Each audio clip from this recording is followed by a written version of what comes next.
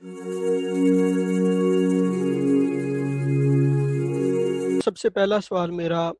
Doctor Hafiz Mahmood Akhtar صاحب سے ہوگا۔ ڈاکٹر صاحب اس بات کی طرف روشنی ڈالیے گا کہ پاکستان کی بنیاد کے حوالے سے ایک بیسک کویشچن ہمارے سامنے آتا ہے۔ کبھی کہا جاتا ہے کہ پاکستان یا قائد اعظم محمد علی جناح سیکولر اسٹیٹ چاہتے تھے، اور ہم پاکستان موومنٹ کے اندر یہ پڑھتے آئے ہیں کہ پاکستان جو ہے وہ ایک نظریے کی بنیاد پر بنا ہے، اور نظریہ اسلام ہے۔ تو اس پورے سنیریو اور جو آپ کہہ سکتے ہیں دائرہ کار ہے، یہ جو ڈبیٹ ہے، اس کے اوپر آپ ذرا روشنی فرمائیے گا۔ بسم اللہ الرحمن الرحیم، الحمدللہ رب العالمین، والصلاة والسلام علی رسولہ الکریم، اما بعد۔ محترم حافظ وسیم صاحب اور دیگر اساتذہ کرام، السلام علیکم ورحمۃ اللہ۔ یہ سوال بڑا اہم سوال ہے، اور اس کی وجہ سے کئی ایک ابہامات پیدا ہوتے ہیں۔ چونکہ وقت تھوڑا ہے اس لیے میں اختصار کے ساتھ عرض کروں، اس بات میں تو کوئی دوسری رائے نہ تھی نہ ہے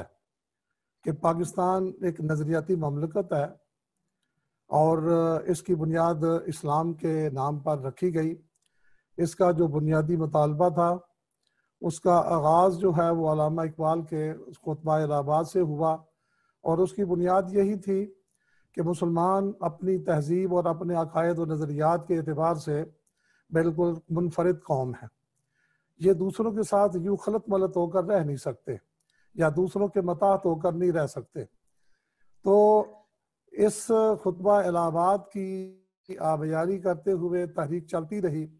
اور 1940 کے بعد جب علماء اس تحریک میں شامل ہوئے، مسلمانوں نے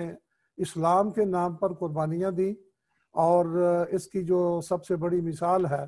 کہ ہندوستان سے جو لوگ یہاں مائیگریٹ کر کے ادھر آئے، ان کا مطمع نظر بھی یہی تھا کہ یہاں پاکستان میں اللہ کا دین جو ہے وہ نافذ ہوگا۔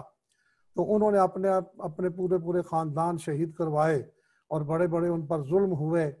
تو وہ صرف اس مقصد کے لیے ہی آئے تھے، انہیں یہ کہا گیا تھا کہ پاکستان میں اللہ کا دین جو ہے وہ نافذ ہوگا اور غالب ہوگا۔ تو ان لوگوں کی قربانیاں، خطبہ الہ آباد، اس کے بعد خطبہ الہ آباد کے بعد 1940 میں علماء کا اس تحریک کے اندر شامل ہونا، اور مسلمانوں کو یہ نعرہ دینا کہ پاکستان کا مطلب کیا، لا الہ الا اللہ۔ جب یہ نام، یہ جو ہے سلوگن دیا گیا، یہ نعرہ دیا گیا عوام کو، تو عوام 1940 اور 1947 کا جو درمیانی عرصہ ہے، بالکل مختصر سا عرصہ ہے، اس مختصر سے عرصے میں عوام پورے جوش و جذبے کے ساتھ اپنی تن من دھن کی اپنا قربانیاں دیتے ہوئے، وہ جو شریک ہوئے تھے تو وہ اسلام کے نام پر ہی شامل ہوئے تھے، اور کوئی نظریہ ان کو اس طرح سے متحد نہیں کر سکتا تھا، وہ جوش و جذبہ ان کے اندر پیدا نہیں ہو سکتا تھا۔ اور اس کی شاہد ہے یہ چیز مسلمانوں کی، یعنی برصغیر کے جو 1940 کا سے پہلے کا زمانہ ہے، اس میں بھی دیکھ لیجئے کہ کوئی نظریہ اقتصادیات کے اعتبار سے یا مسلمانوں کی مظلومیت کے اعتبار سے کوئی نظریہ مسلمانوں کو متحد نہیں کر سکا تھا، ان کے اندر کوئی اس طرح کا جوش اور جذبہ پیدا نہیں کر سکا تھا۔ جب اسلام کا نام آیا تو مسلمان ہر طرح کی قربانیاں دینے کے لیے تیار ہوئے، اور یہ ایک تاریخی ریکارڈ ہے کہ اسی نظریے کی وجہ سے جو جان پڑی اس تحریک کے اندر، ایک مختصر ترین عرصے میں پاکستان معرض وجود میں آ گیا۔ تو ان ہندوستان سے لوگوں کا آنا اور ہمارے لیڈران عظام کے بیانات، یہ ساری چیزیں جو ہیں، اور پھر عوام علماء کی شرکت، یہ سارے اس بات کے شواہد ہیں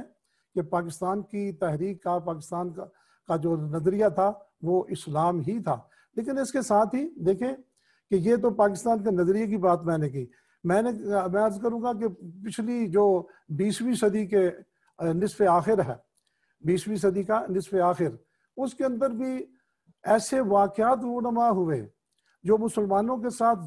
زیادتیاں کی گئیں، ناروا رویہ اختیار کیا گیا، وہ بھی خالصتاً مسلمانوں کا معاملہ تھا۔ مثلا دیکھیں کہ برصغیر میں کانگریس کا ہندو نواز رویہ، اس کے بعد اردو ہندی تنازع، شدی اور سنگٹن کی تحریکیں، ٹھیک ہے، تقسیم بنگال کے بعد اس کو پھر منسوخ کروانا، نہرو رپورٹ 1919 کی جو اصلاحات تھی، خلافت موومنٹ میں جو ہندوؤں نے مسلمانوں کے ساتھ معاملہ کیا، اور اس کے بعد جو ہے جو تحریکیں جو مطلب یہ جو شملہ کانفرنس سے ہوئی ہیں اور دیگر جو یہ سارے مسلمانوں کے حوالے سے ہوئے، اور اس میں بنیادی بات یہی تھی کہ مسلمانوں کے ساتھ جو ناروا رویہ اختیار کیا جا رہا ہے یہ ان کے مذہب کی وجہ سے ہے، ٹھیک ہے۔ تو اس طرح اس بات کو بھی ہم اسی نظریے کے ساتھ جوڑتے ہیں، تو میرا خیال ہے کہ اس میں کوئی دوسری رائے نہیں ہونی چاہیے، اس میں ابہام پیدا نہیں کرنا چاہیے، ٹھیک ہے۔ ضمناً دوسرے مسائل بھی تھے، مسلمانوں کا معاشی مسئلہ بھی تھا، مسلمانوں کو ڈپریس کیا گیا، سب کچھ ہوا، باقی معاملات بھی میں سمجھتا ہوں وہ یہ نہیں کہ ہم ان کو بالکل آئسولیٹ کر دیں، الگ کر دیں، لیکن بنیادی چیز جس نے تحریک پاکستان کے اندر جس چیز نے جان ڈالی ہے نا وہ اسلام ہی تھا، اس لیے ہمیں اس میں جو ہے کوئی دوسری رائے جو ہے اس کی طرف کوئی گنجائش نہیں ہے جانے کی، اور یہ اللہ تعالیٰ کے ساتھ بھی میں سمجھتا ہوں ہمارا عہد تھا کہ ہم دین کے نام پر ریاست قائم کرنا چاہتے ہیں، اور اس کے بعد پھر آپ دیکھیں کہ جب پاکستان بن گیا ہے تو بننے کے بعد بھی پھر ایسا ہوا کہ سب سے پہلے کام کیا ہوئے ہیں، قرارداد مقاصد آئی ہے، علماء نے جو 22 جو ہے علماء نے جو رپورٹ دی، سارے مکاتب فکر نے اس کا تعلق، اس کا کنسرن اسلام ہی کے ساتھ تھا نا، تو گویا مقصد اس سے یہ عملی طور پر بھی ظاہر ہو رہا ہے کہ یہ موومنٹ چلی بھی اسلام نافذ کرنے کے لیے تھی، اور جب پاکستان بنا تو سب سے پہلے کام بھی یہی ہوا کہ قرارداد مقاصد اور دیگر مسلمان علماء کے جو بیانات ہیں اور جو ان کی کاوشیں ہیں، 22 نکات جو تھے علماء کے، ان سے بھی یہی بات پتہ چلتا ہے کہ اسی مقصد کے لیے یہ موومنٹ چلی تھی، اور اس کے بعد جو ہے اسی کو عملی شکل جو ہے وہ دی گئی۔ تو میرا خیال ہے کہ پاکستان کا نظریہ اسلام ہی تھا، اس سے ہمیں انحراف نہیں کرنا چاہیے، اور یہ کوئی اتنی اچھی بات نہیں ہوگی، اور میرا خیال ہے کہ ہمیں اسلام ہی متحد رکھ سکتا ہے۔ تو میرا تو نقطہ نگاہ اس میں اعلیٰ وجہ دلائل یہی ہے کہ نظریہ پاکستان اسلام تھا۔ جی بہت شکریہ ڈاکٹر صاحب، آپ نے جو ہے وہ ایک مختصر اور جامع طور پر جو ہے اس بات کی وضاحت کر دی کہ پاکستان کی جو بنیاد ہے وہ نظریہ اسلام ہی تھا، عوامی وسائل کا حل ساتھ ساتھ چل رہا تھا۔